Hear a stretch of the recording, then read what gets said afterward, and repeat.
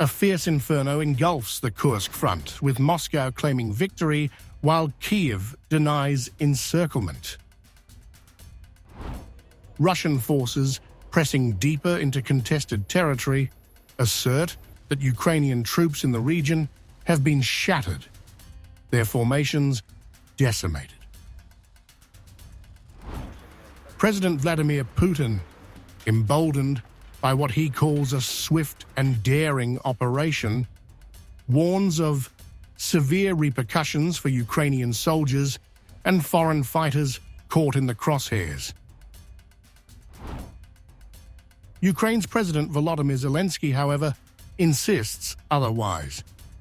"Our troops are not surrounded," he stated, dismissing the Kremlin's claims.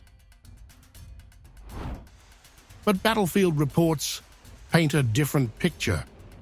The Russian Defense Ministry, in a March 19th briefing, detailed the scale of destruction inflicted on Ukrainian forces attempting to breach Russian-held positions. According to Moscow, over 230 Ukrainian soldiers were eliminated in just 24 hours, with dozens of vehicles and artillery systems obliterated. The Sever group of forces spearheaded attacks across multiple settlements: Gogolevka, Gornol, Guyevo, and Oleshnya, forcing Ukrainian brigades into retreat. The staggering toll extends far beyond a single day. Since the beginning of hostilities in the Kursk region, Russian officials claim Ukraine has lost more than 68,630 troops, 398 tanks, and thousands of other military assets. Russian warplanes and artillery have relentlessly pounded Ukrainian positions not only in Kursk, but also in Sumy, striking targets from Basovka to Novenkoye. The Kremlin maintains that the operation to neutralize Ukrainian forces is still underway. At a high-profile meeting in Moscow, Putin praised his military's battlefield gains while issuing a chilling directive. All Ukrainian military personnel who committed crimes against civilians in Kursk must be identified and punished, he declared, emphasizing that foreign mercenaries would face the same fate.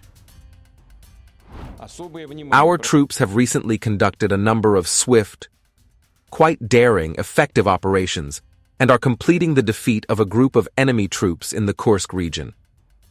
I repeat in this connection that, under the laws of the Russian Federation, all members of the Ukrainian army, not to mention foreign mercenaries who were on our territory and committed a number of crimes against the civilian population, must be and are qualified by our law as terrorists. The atrocities committed by them must be identified, recorded, and thoroughly investigated.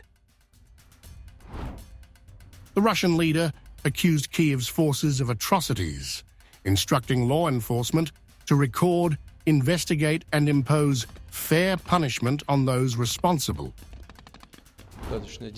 I ask the prosecutors' offices, including military prosecutors, to fully undertake such work together with other services in the liberated territories, both in Sudzha and in other settlements.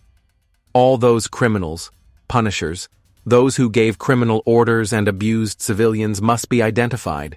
They should be fairly punished in the future. The course of battle has already shifted. On March 13th, the Russian Defense Ministry reported the recapture of the strategically vital town of Sudzha, securing control over several settlements. Putin, seizing the moment, proclaimed that the Kursk region is now completely under our control and that Ukrainian forces were in total isolation. For Kyiv, the fight is far from over. But in Kursk, under the relentless fire of Russian artillery, the walls are closing in.